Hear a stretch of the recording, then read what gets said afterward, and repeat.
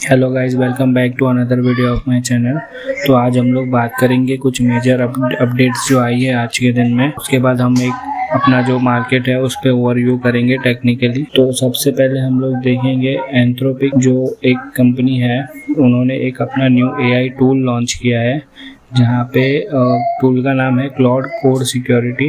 तो इसका जो रिएक्शन आया है साइबर सिक्योरिटी स्टॉक्स पे तो काफ़ी बुरा है। जहाँ पे अपनी देखेंगे कि टीएसी करके जो अपनी कंपनी है टीएसी इन्फोसेक, वो ऑलमोस्ट 14% से फेल हुई है। क्विक हिल टेक्नोलॉजीज भी जो है शार्प सेलिंग उसमें देखने मिली है, और साइबर सिक्योरिटी के जो स्टॉक्स थे वो भी करेक्शन उसमें भी देखने मिला है।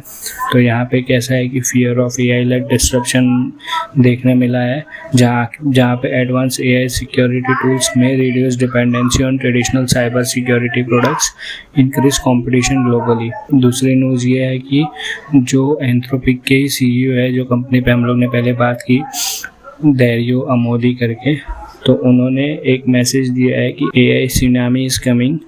तो ये काफ़ी इम्पैक्टफुल मैसेज है, जहाँ पे वो कहना चाहते हैं कि सोसाइटी जो है एआई के इम्पैक्ट को अभी तक पूरा अंडर एस्टिमेट किया है। मतलब अभी जो चल रहा है वो तो कुछ भी नहीं है, तो इससे भी मतलब हम लोग ज़्यादा आगे जाके देख सकते हैं। तो मतलब अभी तक हम लोग अंडर एस्टिमेट करके ले रहे हैं, ऐसा उन्होंने बोला है।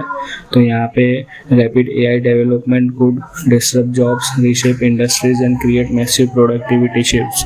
तो वो उनका की मैसेज था ये। और इससे जो इम्प्लीकेशंस होगा, यहाँ पे एआई जल्दी से कंपनीज को एडॉप्ट करना पड़ेगा, जहाँ पे आईटी सर्विसेज हो गया, ऑटोमेशन हो गया, साइबर सिक्योरिटी, सेमीकंडक्टर सेक्टर, या उनको फटाफट इम्प्लीकेशंस लाने होंगे। वरना कैसा है कि एआई का जो इम्पैक्ट है वो आगे चल के बहुत बुरा होगा। तो यहाँ पे जो ट्रेडिशनल एआई लैकिंग कंपनीज हैं, जहाँ पे वो एडॉप्ट नहीं कर रही है, वहाँ पे वो पीछे रह जाएंगे इस रेस में। तो ये एक अपडेट थी। अगली न्यूज़ अपनी ये है, जहाँ पे यूनियन कैबिनेट ऑफ इंडिया जो है, उन्होंने 12,000 करोड़ समथिंग का इंफ्रा बूस्ट दिया है, जो हमें देखने मिलेगा, जहाँ पे न्यू रेलवे लाइन एड्स होंगे। अहमदाबाद मेट्रो फेज़ 2 का भी उन्होंने मेंशन किया है। Srinagar railway terminal development and total outlay जो है कुछ 12,236 करोड़ का है। तो यहाँ पे जो बेनिफिशियल सेक्टर्स होंगे वो रेलवे हो गया, ईपीसी कंपनीज हो गई जो इंफ्रास्ट्रक्चर से रिलेटेड है, metro construction, cement and steel. तो ये हमें ध्यान देना है। अगली अपडेट ये थी कि India's e commerce market to reach 300 billion by 2022। एक रिपोर्ट आई है बॉस्टन कंसल्टिंग ग्रुप से, जहाँ पे उन्होंने हाईलाइट किया है कि market expected to more than double.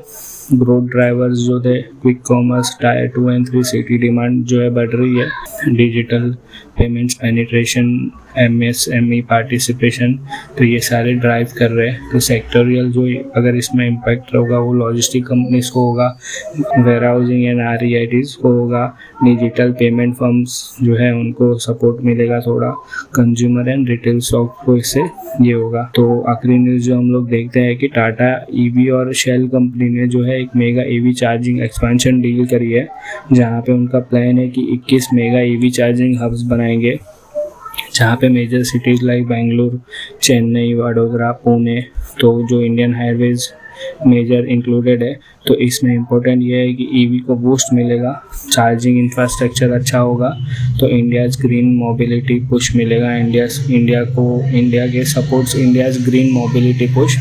तो इन्वेस्टमेंट इम्पैक्ट इससे ईवी इकोसिस्टम स्टॉक्स को होगा, बैटरी मैन्युफैक्चरर्स को होगा, और ऑटो एंसिलरीज का है। तो आगे हम लोग देखेंगे जो न्यूज़ है पावर ग्रिड की तरफ से आई है, जहाँ पे पावर ग्रिड को जो है एक हायर अप्रूवल लिमिट मिली है, जहाँ पे वो अपनी सब्सिडरी कंपनी को जो है इन्वेस्टमेंट उनकी लिमिट जो है वो रेज हो गई है 7,500 करोड़ से। तो इससे क्या होगा, वो अच्छा मतलब ट्रांसमिशन प्रोजेक्ट्स पे इन्वेस्ट कर पाएंगे, रिन्यूएबल एनर्जी इंटीग्रेशन जो है उनको फास्टर एग्जीक्यूट कर पाएंगे, पावर जो है उनकी इंफ्रास्ट्रक्चर की वो स्ट्रेंथ होगी। तो इससे पावर ट्रांसमिशन स्टॉक जो है, renewable energy developers, capital good companies, इन सबको जो है फ़ायदा होगा। तो लॉन्ग टर्म स्ट्रक्चरल ग्रोथ जो है अच्छी दिख रही है। आगे हम लोग देखते हैं कि निफ्टी का जो ओवरव्यू है यहाँ पे, तो आप लोग देख पा रहे हो कि अभी 1 घंटे के चार्ट में, अगर इंट्राडे चार्ट में हम लोग बात करें, तो अभी एक अच्छे सपोर्ट पे है, बट ये सपोर्ट जो है ऑलरेडी तीसरी बार टेस्ट हो चुका है। तो कल अगर वापस इस यहाँ से यहाँ पे कहीं ओपन होके वापस अगर मार्केट यहाँ पे आता है तो हो सकता है कि ये लेवल ब्रेक हो जाए और अगला सपोर्ट हम लोग को कुछ यहाँ पे देखने मिलेगा 25,100 के करीब। तो देखेंगे हम लोग कल कैसा परफॉर्म करता है। बैंक निफ्टी जो है, बैंक निफ्टी एक ऑलमोस्ट रेंज में जो है ट्रेड कर रहा है 2-3 दिन से। ये जो रेंज है आप लोग देख पा रहे हो। तो देखेंगे अगर कल के दिन में ये ऊपर जाता है या फिर नीचे की तरफ ब्रेकआउट करता है तो यहाँ पे वापस उसके सपोर्ट पे वो जो है 60,300-400 के रेंज में आ सकता है, क्योंकि ये सपोर्ट भी जो है एक बार, दूसरी बार और अगर थर्ड टाइम ये आता है तो हो सकता है, क्योंकि उतना स्ट्रॉन्ग सपोर्ट रहता नहीं है इतना टेस्ट होने के बाद, तो वापस से हमको एक थोड़ा फॉल देखने मिल सकता है। या तो फिर हो सकता है कि गैप अप होके यहाँ पे कहीं पे फिर ऊपर निकलने को ट्राई करे। बट जो हिसाब से न्यूज़ आ रही है मार्केट में तो ज़्यादा नेगेटिव ही दिख रहा है। तो कल देखेंगे हम लोग कैसा परफॉर्म करता है।